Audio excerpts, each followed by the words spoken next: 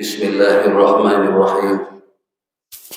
Assalamualaikum warahmatullahi wabarakatuh.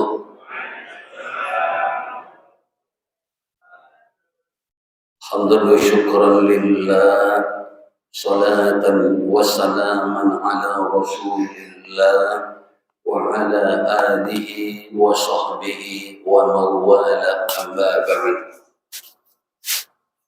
Bapak Ketua Masjid Saiful Islam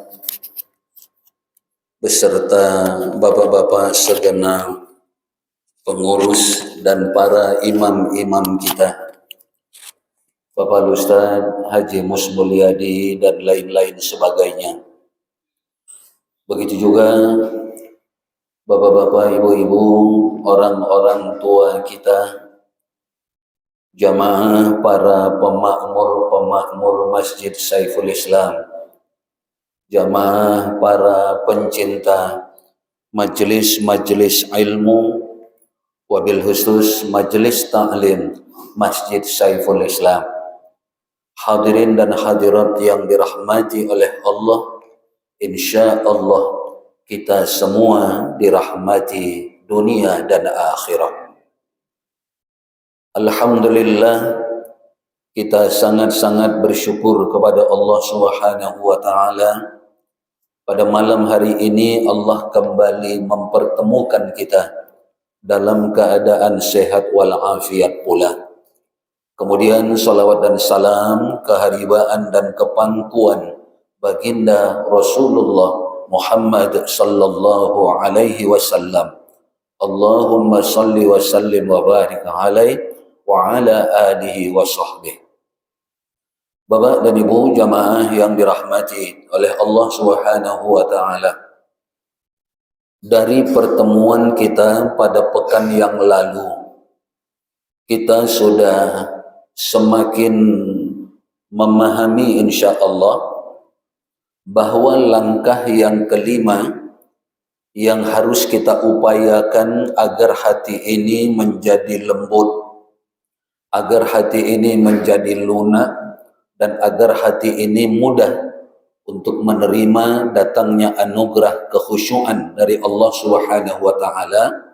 Maka langkah yang kelima yang mesti kita lakukan adalah senantiasa banyak mengingat-ingat tentang kematian. Banyak mengingat tentang kematian. Banyak mengingat tentang kematian. Tapi jangan disalah mengertikan seolah-olah kalau sudah cerita ingat kepada kematian, dunia ini harus ditinggalkan. Kalau sudah cerita kematian, tidak usah bekerja lagi.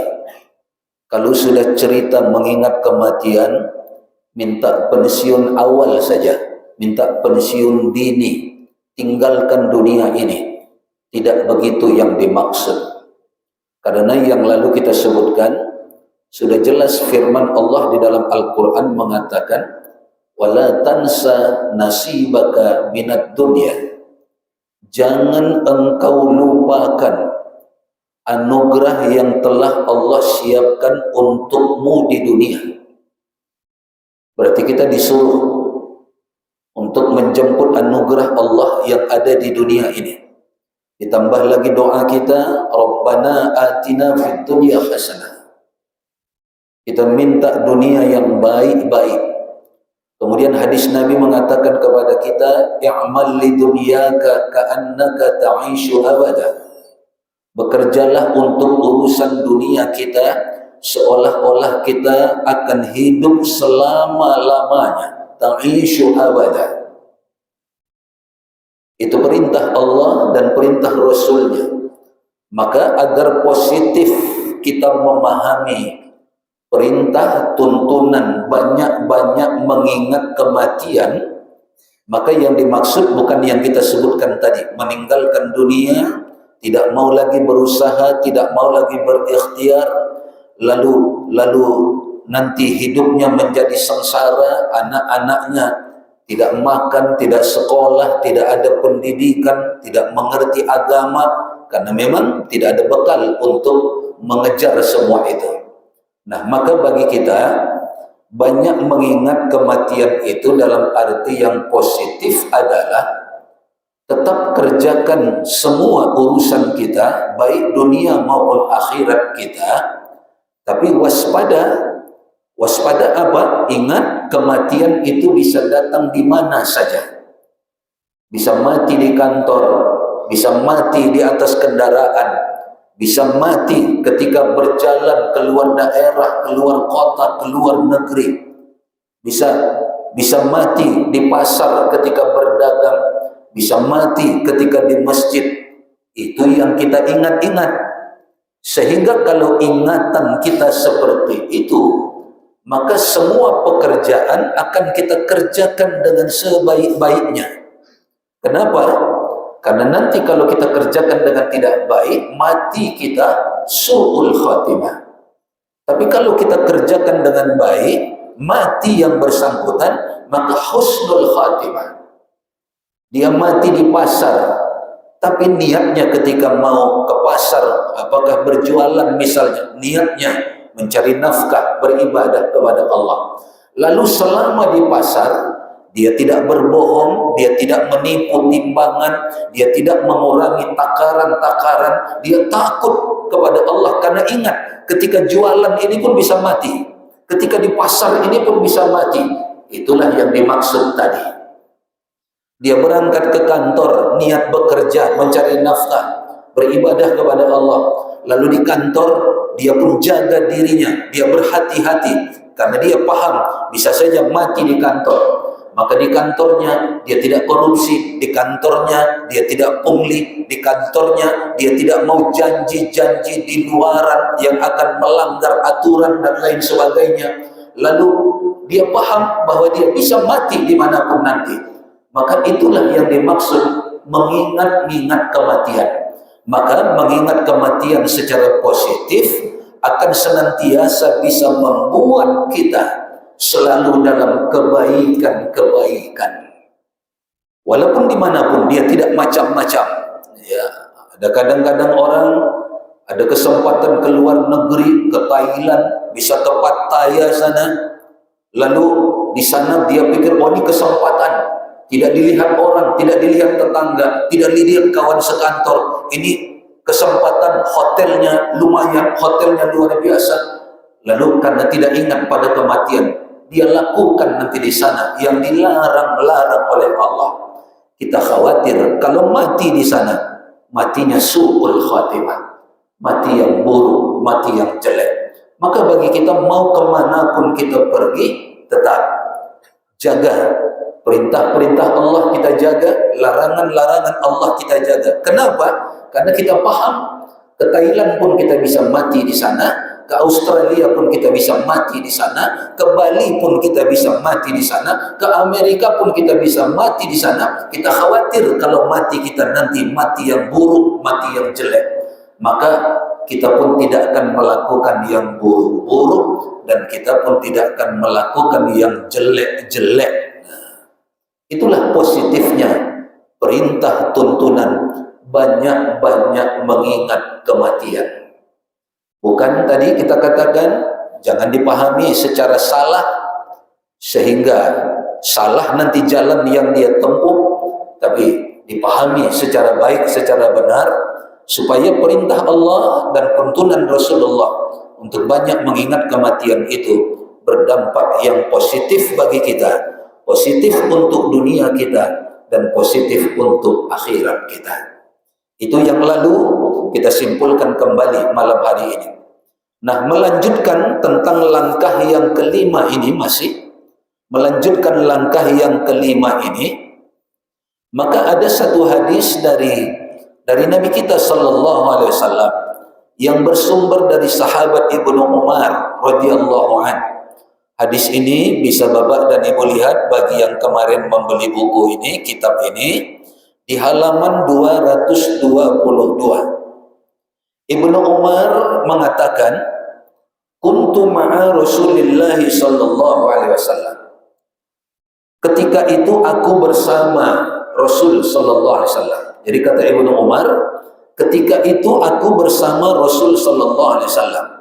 Faja'a rajulun minal ansar, maka datang seorang laki-laki minal ansar, dari golongan ansar, penduduk asli kota Madinah, datang kepada Nabi kita sallallahu alaihi wasallam. Fasallama 'ala Nabi sallallahu alaihi wasallam, dia pun mengawali dengan mengucapkan salam kepada Nabi kita sallallahu alaihi wasallam. Lalu dijawab oleh Nabi sallam tersebut, thumma qala, kemudian laki-laki itu berkata kepada Nabi kita, ya Rasulullah, wahai Rasulullah, ayyul mu'minina afdal, ayyul mu'minina afdal, siapakah orang mukmin yang afdal itu? Afdal selama ini sudah jadi bahasa kita. Afdal itu berarti yang paling utama. Afdal itu berarti yang terbaik. Maka ditanya, ayyul mu'minina afdal, siapakah orang mukmin yang terbaik itu ya Rasul? Siapakah orang mukmin yang memiliki keutamaan dibandingkan mukmin-mukmin yang lainnya? Kata laki-laki tadi bertanya kepada Nabi kita sallallahu alaihi wasallam. Qala, maka Nabi kita menjawab. Nabi kita menjawab, ahsanuhum khuluqan, yang paling afdal, yang paling utama, yang memiliki kelebihan dibanding mukmin lainnya di antara mukmin-mukmin itu adalah, kata Nabi kita, ahsanuhum, yang paling baik di antara mereka, khuluqa, akhlaknya. Yang paling baik di antara mereka, akhlaknya. Ini mesti kita yakini. Kenapa? Ini kalam Rasul, ini ucapan Rasulullah, tingkatannya di bawah kalam Allah, di bawah kalam Allah subhanahu wa ta'ala, Al-Quran. Maka kita wajib mempercayainya, kita wajib mengikutinya, wajib mengamalkannya. Kadang-kadang ada orang kita ini, ucapan Rasulullah tak pernah pula dia kutip, tapi kalau ucapan manusia biasa dia kutip. Kita dengar itu kadang-kadang ada orang bilang, menurut Mahatma Gandhi. Ada pula yang bilang menurut Insinyur Soekarno, dia mengatakan begono begini, begono begini. Dikutipnya bah. Tapi ucapan Rasulullah tak pernah pula dia kutip nih. Mukmin yang baik pasti lebih percaya kepada omongan Rasulullah. Menurut Ibnu Katsir, di dalam tafsirnya Ibnu Katsir, boleh. Tapi jangan mengalahkan menurut Rasulullah sallallahu alaihi wasallam. Atau menurut Profesor Quraisy Shihab, di dalam salah satu kitabnya Tafsir Al-Misbah, begono begini, begono, boleh. Tapi kedudukannya masih di bawah ucapan Rasul sallallahu alaihi wasallam. Kenapa? Ucapan Rasulullah itu pasti. Sementara ucapan manusia-manusia lainnya itu belum tentu. Bisa jadi benar, bisa jadi tidak. Itu ucapan kita manusia biasa. Tapi kalau ucapan Rasulullah itu pasti, tidak ada keraguan padanya. Kalau sudah Rasulullah mengatakan seperti tadi, orang mukmin yang paling utama, orang mukmin yang memiliki kelebihan dibanding mukmin-mukmin lainnya adalah ahsanuhum khuluqan, yang paling baik di antara mereka akhlaknya. Ini pasti, Pak. Jangan ragu. Kalau omongan orang lain tadi boleh ragu. Tapi ini ucapan Rasul sallallahu alaihi wasallam, yakini pasti. Maka kita harus berusaha mewujudkan ini. Jika ingin menjadi mukmin yang baik, mari kita sempurnakan akhlak-akhlak kita.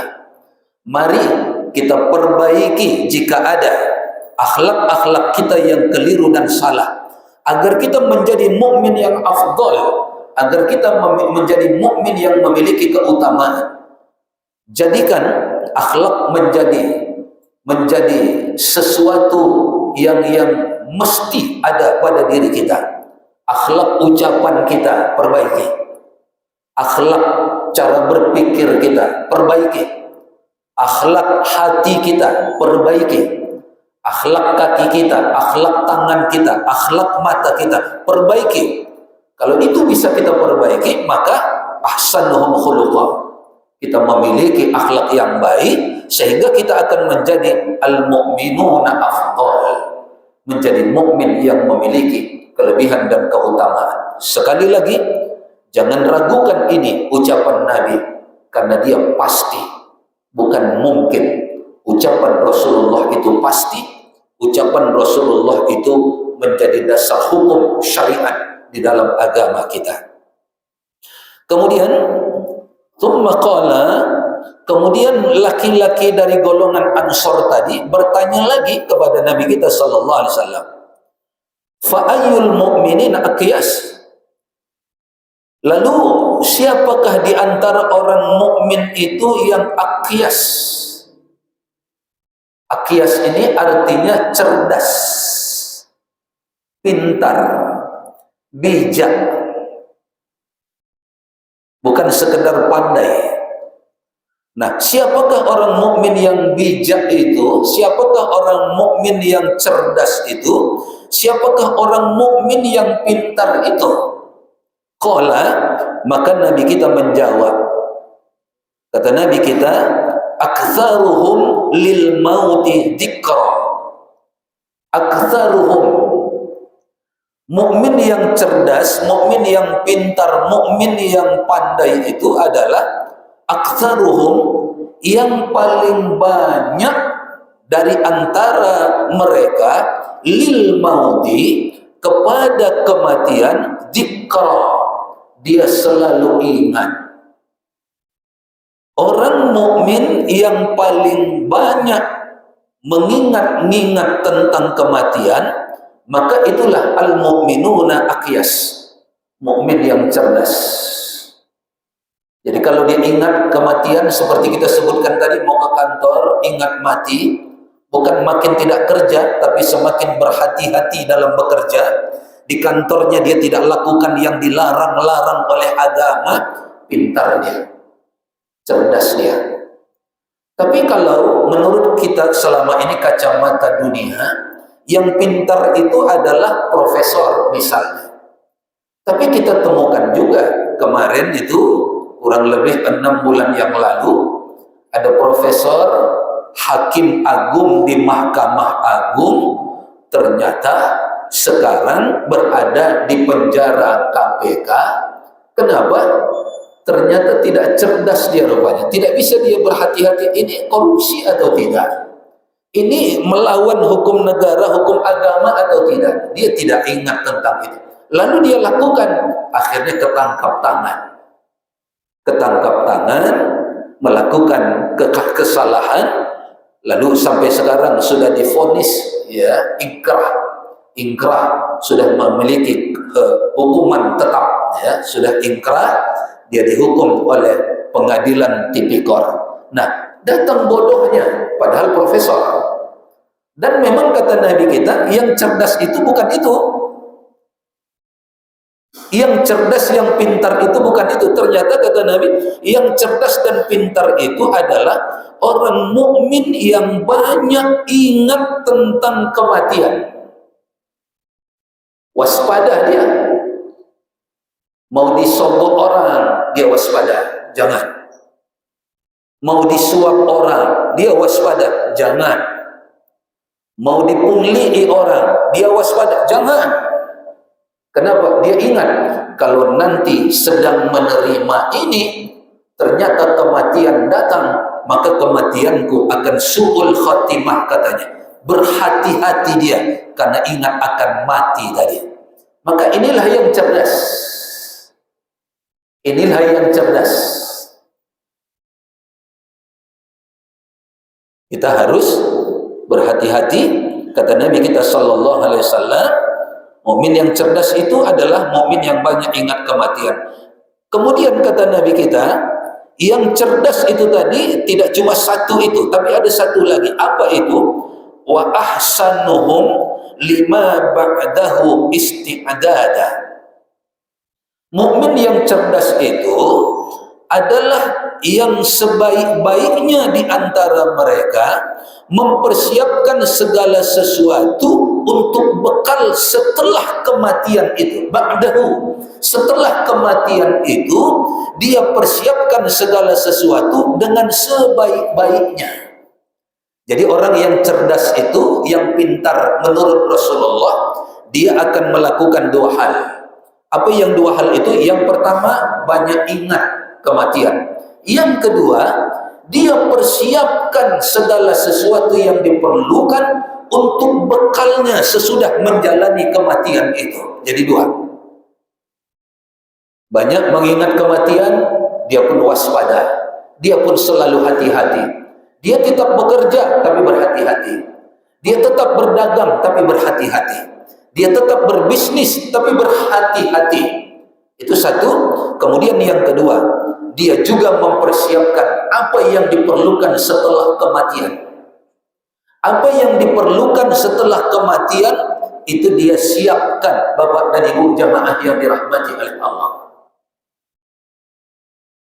Apa yang diperlukan setelah kematian? Oh, setelah kematian kita akan membawa rekening kita ke sana, Ustaz. Berarti tidak cerdas. Ke kuburan tidak perlu rekening. Maka untuk apa punya rekening banyak-banyak? Kenapa? Kita punya dua rekening saja sudah pusing. Rekening listrik sama rekening air. Sudah pusing kita dah. Karena itu tidak dibawa. Kalau sekedar untuk kebutuhan dunia kita boleh siapkan, tapi jangan pernah ada yang berpikir ini seolah-olah nanti bekal setelah kita meninggal. Apalagi misalnya rumah gedung yang besar perlu di dunia, tapi jangan pernah ada yang berpikir bahwa ini nanti dibutuhkan setelah kematian. Nah, jadi yang kedua itu tadi, orang yang cerdas itu adalah yang pertama selalu ingat akan kematian, yang kedua dia pun mempersiapkan dengan sebaik-baiknya apa yang dibutuhkan setelah kematian itu. Maka kata Nabi kita, ulaikal akyas. Ulaika, mereka-mereka itulah al-akyas. Mukmin-mukmin yang cerdas, mukmin-mukmin yang pintar, mukmin-mukmin yang bijak. Maka dari itu, tadi kita sebutkan ungkapan Rasulullah itu pasti. Ungkapan Rasulullah itu menjadi dasar syariat setelah Al-Quran. Maka yang diucapkan oleh Rasulullah itu benar. Maka mari kita persiapkan diri kita untuk menjadi mukmin yang cerdas, yaitu dengan cara yang dua tadi. Senantiasa ingat akan kematian, dan yang kedua senantiasa mempersiapkan segala sesuatu yang diperlukan setelah kematian itu. Mari kita sama-sama meningkatkan kecerdasan kita dengan mengingat-ingat yang dua ini. Kematian datang kapan saja, di mana saja, tidak menunggu tua, tidak menunggu sakit, tidak menunggu kurus, tidak menunggu kita tidak berdaya. Muda bisa mati, kaya bisa mati, apalagi sehat bisa mati, apalagi gemuk bisa mati. Maka itulah kewaspadaan kita. Bisa di rumah sakit, bisa di kantor, bisa di masjid, bisa di pasar, bisa di luar daerah, bisa di luar kota, bahkan bisa di luar negeri. Ini hendaknya membuat kita senantiasa waspada, dan kita persiapkan bekal-bekal kita setelah nanti kematian itu sendiri terjadi kepada kita. Kalau saya mati, saya tidak bawa mobil saya, paling mobil ambulans nanti yang saya tumpangi. Kalau saya mati, saya tidak bawa rumah saya, paling nanti rumah masa depan semeter kali 2 meter, itu yang menjadi tempat tinggal saya. Kalau saya nanti mati, maka istri saya tidak akan mau ikut dengan saya, Anak-anak saya akan membiarkan saya sendiri di dalam kuburan saya. Maka apa yang kita bawa? Nah, itu yang penting, kita cerdaskan diri kita. Tentu tidak lain dan tidak bukan adalah amal-amal ibadah, adalah amal-amal soleh, adalah amal-amal kebaikan. Maka mari kita siapkan itu semua untuk bekal kita setelah nanti kita mengalami kematian tersebut. Kita bermohon kepada Allah Subhanahu wa taala agar Allah mempertemukan kita kembali dalam keadaan sehat walafiat pada kuliah subuh, pada taklim-taklim kita yang akan datang. Amin ya Allah, amin ya Rabbal Alamin. Rabbana zidna ilman nafi'a. Ya Allah, tambahilah ilmu-ilmu yang bermanfaat untuk kami semua ya Allah. Warzuqna fahma, anugerahkan kepada kami ya Allah pemahaman-pemahaman yang benar tentang agamamu ini ya Allah. Wa amalan salihah, dan jadikan ilmu-ilmu yang bermanfaat yang kami miliki menjadi dasar motivasi kami mengerjakan amal-amal soleh, mengerjakan amal-amal kebaikan. Rabbana atina fid dunya hasanah. Ya Allah, baikkanlah keadaan kehidupan dunia kami dimanapun kami berada. Wa fil akhirati hasanah, dan baikkan keadaan kehidupan akhirat kami nanti ya Allah dimanapun kami berada.